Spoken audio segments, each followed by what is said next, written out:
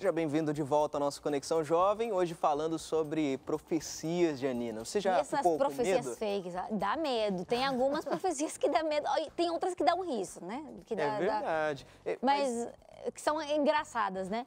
Mas olha que hoje a gente está aprendendo muita coisa nova, né, Alessandro? Muita coisa. Agora eu queria saber de vocês, tem um método para que eu estude a Bíblia e fique tranquilo com aquilo que eu vou interpretar? Não vou tirar coisa da minha cabeça, não vou também desviar do foco que Cristo gostaria que eu tivesse? Risco você sempre tem, porque a mente humana ela é falha, infelizmente, né?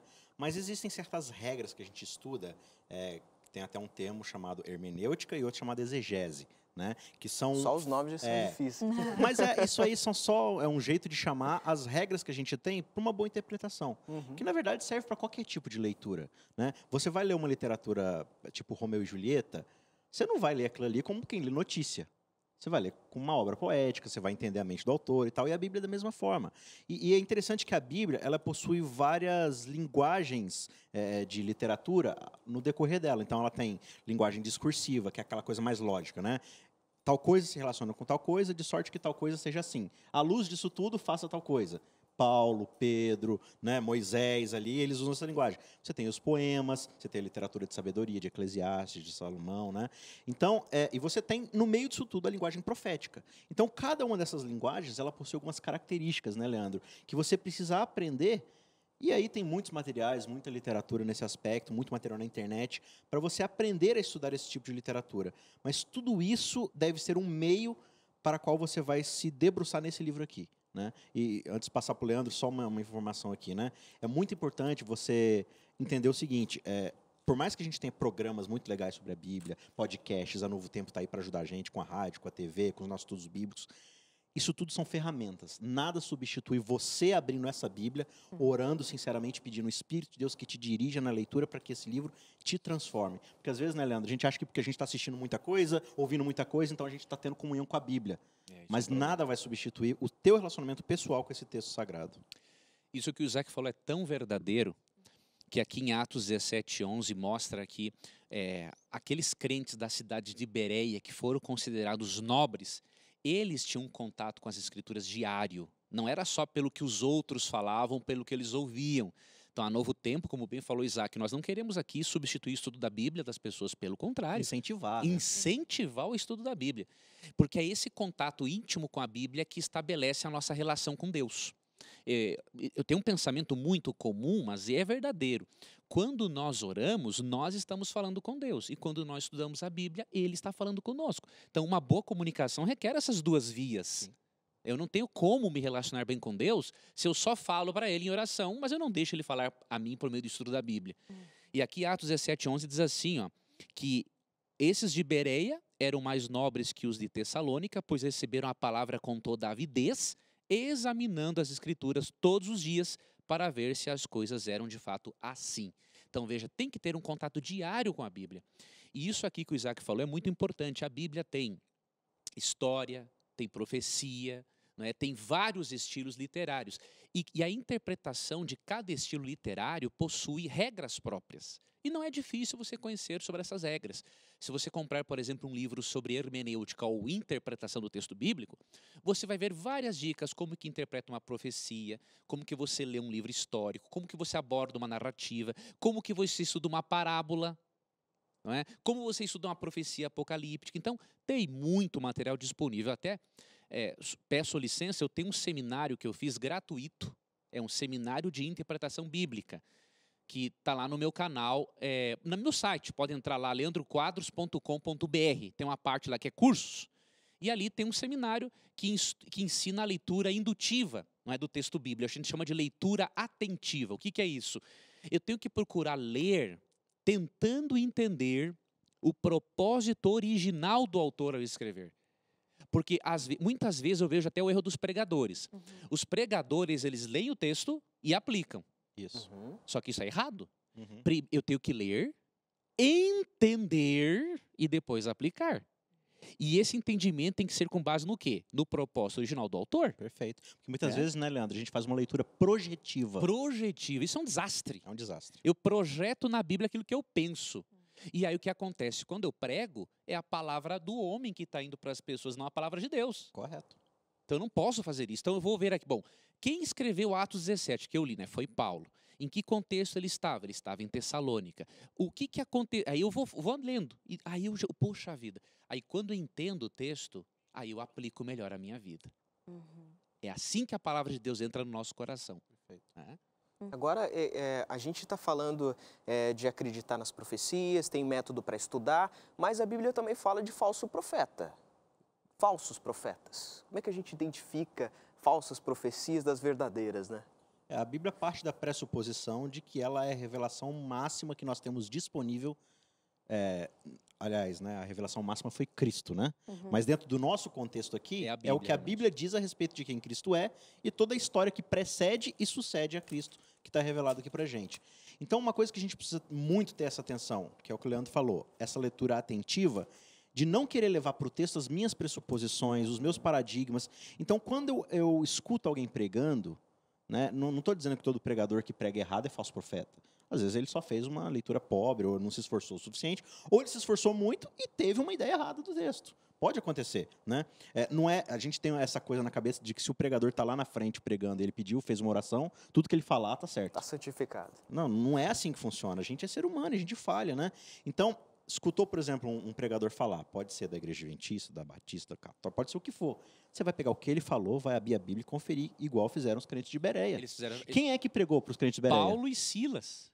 Mas é Paulo e Silas. O que eles falaram está certo. Pois, olha, Por que eu preciso conferir? Olha que lição. Se eles tiveram que conferir o que Paulo e Silas pregavam, imagine o que o Leandro Isaac fala, ou qualquer pastor, ou qualquer apresentador do Novo Tempo. Aí é que tem que conferir mesmo. Né? Então, quando a gente faz esse exercício de ir para a Bíblia, a gente já se freia muito, né? Então, o cara falou tal coisa.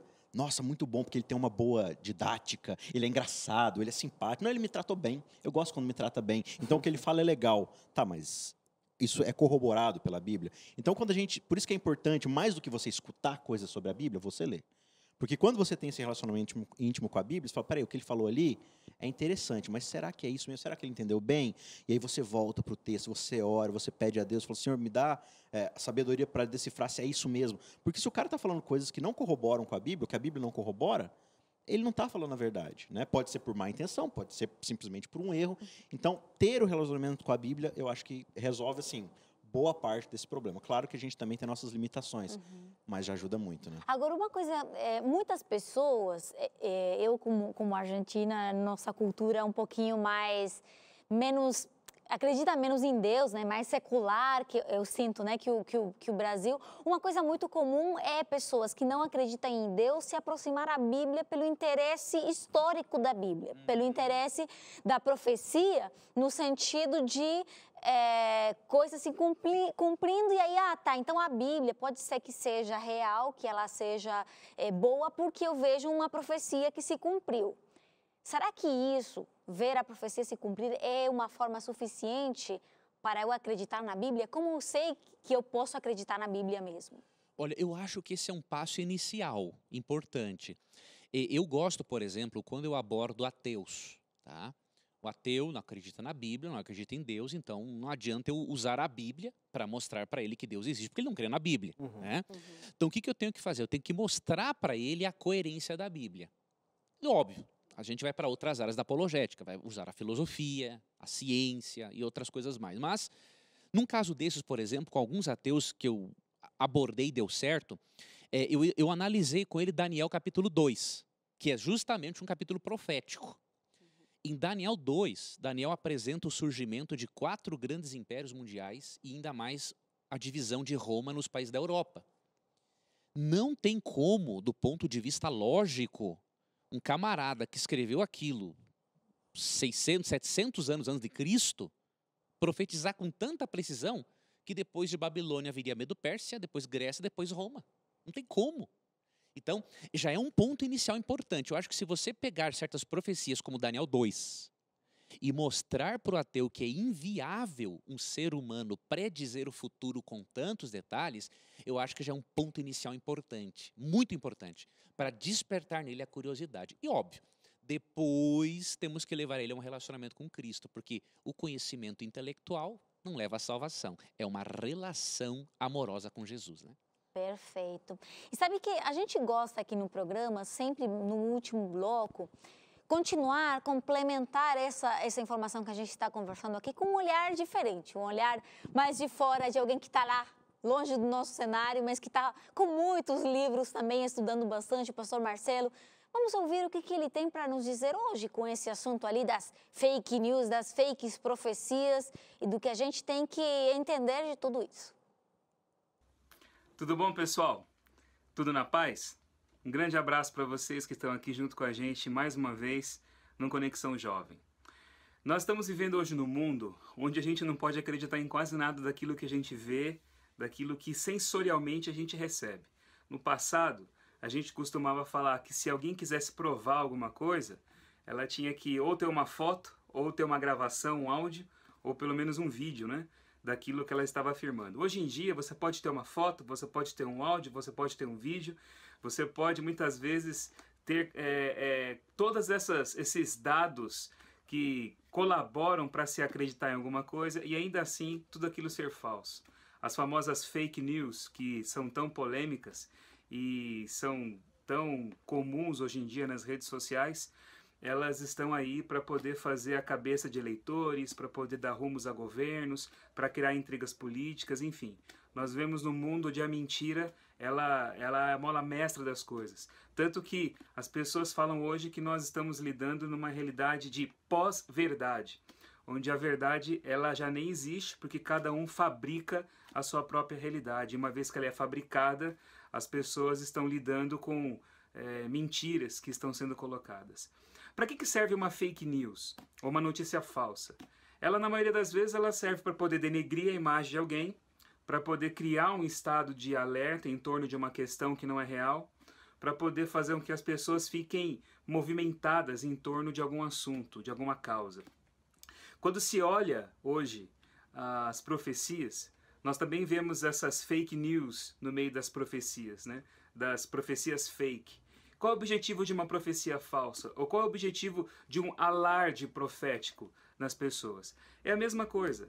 É fazer com que o foco seja retirado de um ponto e colocado no outro. Fazer com que haja uma movimentação vã à toa. Fazer com que as pessoas elas fiquem muitas vezes excitadas por aquilo que é simplesmente momentâneo. Há pessoas que gostam desse tipo de excitação. Há pessoas que gostam desse tipo de profecias falsas, alarmistas, pessoas que vivem uma espiritualidade sensacionalista. Se é que eu posso chamar de espiritualidade esse tipo de coisa. Porque, na verdade, quando uma pessoa ela não tem uma espiritualidade saudável, ela precisa sempre de ser levada por algum tipo de alguma coisa que a mantenha desperta. Ou por algum tipo de medo, de pânico, de pavor, ou até mesmo de uma insegurança. E aí que está o paradoxo, né? É uma insegurança gerada por essas falsas profecias que faz com que a pessoa se desperte para a necessidade que ela tem de vínculo, de comprometimento ou de despertamento espiritual.